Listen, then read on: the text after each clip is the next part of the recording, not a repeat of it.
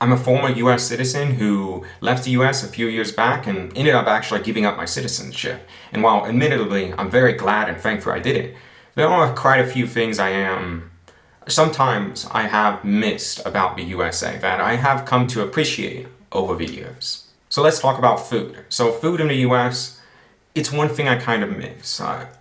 Kind of though. Like the US, they have amazing frozen food, like the best frozen food in the world. UK, Australia, Canada, they have okay stuff. But the US, man, you can get anything you want. Frozen food, you can get all kinds of frozen vegetable, frozen fruit, okay quality. But you can get like all kinds of different things. You want like a frozen burrito, you got it.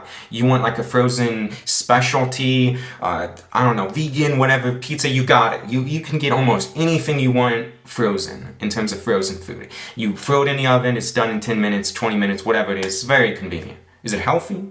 Maybe not. It's mostly trash, but it's tasty trash. So, like, I kind of miss that with the US. Like, sometimes you want some trash in your life, right?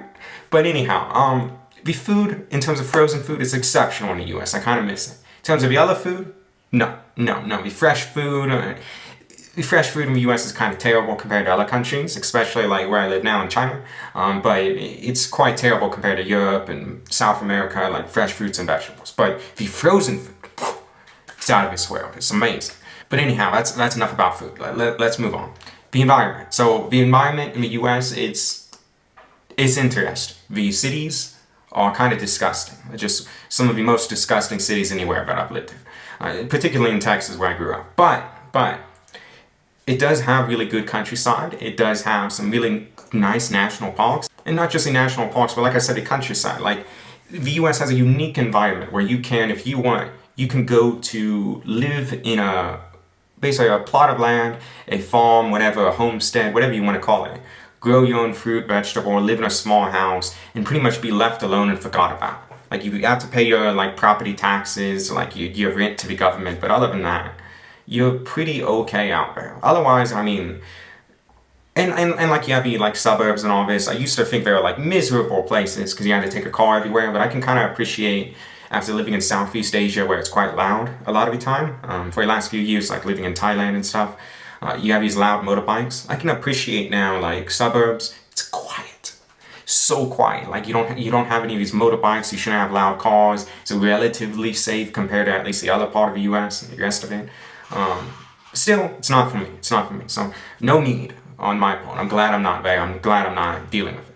But the next thing would kind of be, and it's kind of related to the environment, kind of like being left alone, kind of, is you can truly be left alone in the U.S. Just pay your tax or kind of be low key about things, and you can kind of be forgot about. It's quite nice part because there's so much illegal immigration and the government just kind of endorses this because it's kind of corrupt and they want people to vote and illegal voting. It's a mess, but because of this, they don't really care too much what's going on too much. So you can kind of get in there, buy some land, be kind of forgot about. Similar to this, I really appreciate, like in the US, you don't have a lot of mandatory things.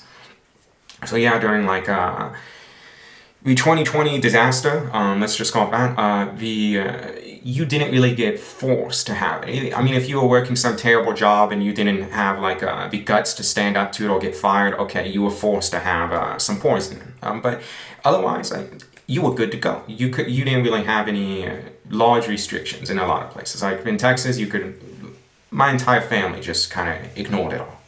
And it was fine.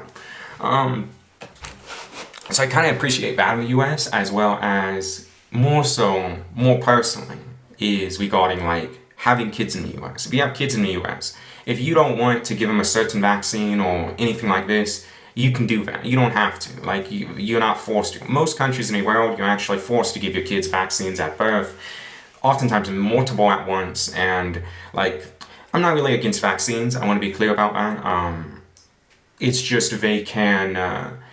Depending on how frequently they're administered and the health of your child, it can be disadvantageous to give them all at once or to give certain ones, depending on your personal situation, your kid's situation. But certain countries, you're forced to have this huge list of like 30 different ones over the first few years of their life, including many at once. So this can be problematic, to say the least. So I appreciate the US kind of gives you this is one of the only freedoms you really have. The freedom to do whatever you want with your kid, more or less, other than abusing. So you also can homeschool your kid. And this is really, I mean, I don't want to send my kid to some government schooling that's, quite frankly, extremely low quality and terrible, dumbed down to the like lowest common denominator. I don't want to do that. So being able to homeschool your kids, put them in some private schooling, especially homeschool groups, stuff like this, like-minded people helping each other teach your kids, all this sort of stuff. It's fantastic. It's one of the best things about the US, and it's one thing I wish was spread more around the world. Unfortunately, US imperialism revolves around stealing people's oil and resources and economy rather than spreading these freedom. So it is what it is. But yeah, let's move on. The next thing would be the access to goods. So the access to goods in some other countries, like here in China, is fantastic, maybe even better in the US. The access to goods in certain countries like, I don't know, Thailand is pretty good as well. But the access to goods in most of the world is pretty terrible. So the US really shines in this regard as well. They only have a few places that are where you can really order almost anything online, any sort of electronic, a lot of different types of food, groceries, all of that, and get it delivered within a few days for free or relatively cheap, maybe $10 or something. So this is one of the only places that has that and has a large access where you can buy, I don't know, Middle Eastern food, American food, European stuff, imported products, all sorts of stuff. China is a little better in this regard because you can buy like, it's kind of ridiculous. You can buy like organic, fresh blueberries from the north of China or Mongolia or some nonsense like this, and they'll ship it over to you online for just a few dollars. You can't really do this in the US, it seems like, but I mean, it is what it is. The US is almost the best in this in terms of access to goods, and it's something I grew to miss when I was living in certain countries like Brazil. The access to goods there is quite terrible. The government's horribly corrupt, especially now, and they have huge import tariffs on a lot of goods. So if you want to buy something, it can be 30-40% more expensive. Same goes for, I don't know, a place like Nepal, India, huge import tariffs. It kind of messes up the economy quite a bit and makes things very inconvenient. So the US, low import tariffs, or it used to be, now they're imposing lots of imports on Chinese products, but still relatively low import tariffs and relatively good access to goods. It's quite good. The next thing would be, kind of because I feel like I should add something else here, would be visa-free access. So I'm not going to be traveling much anymore. I'm kind of a little burnt out. I'm going to take a time where I'm just going to be living at home, kind of. But the visa-free access for US is really, it is still really good. I do believe it's going to get worse because they allow so many immigrants in and give them passports, and quite frankly, the reason the US has great visa-free access is because it's the US, and the people of the US was mostly were trustworthy, and a lot of the immigrants, quite frankly, not all of them are the best quality, so people might not trust them as much. So, yeah. Anyhow, the visa-free access the US passport gives is still pretty good.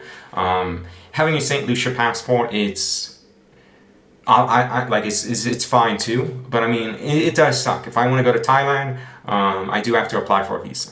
Other than that, I mean, I don't really mind. Like, I haven't really had to, I'm not struggling for visas over here or anything like that. I mean, I think I don't have Japan visa free. That'd be nice. Maybe I want to go there sometime. It's kind of near China, maybe a quick trip, but I don't know. I'm not very interested in Japan. I mean, nature seems good, but yeah. Anyhow, the visa-free access. It's a shame they have such good visa-free access, and other countries don't always have the best visa-free access. So yeah, it's just something. It would be nice if I could go visa-free to Thailand, but that's about it. So yeah, that's the video. If you have any thoughts or questions, or you also kind of miss certain elements of the US, feel free to leave those down below. But with that being said, bye-bye.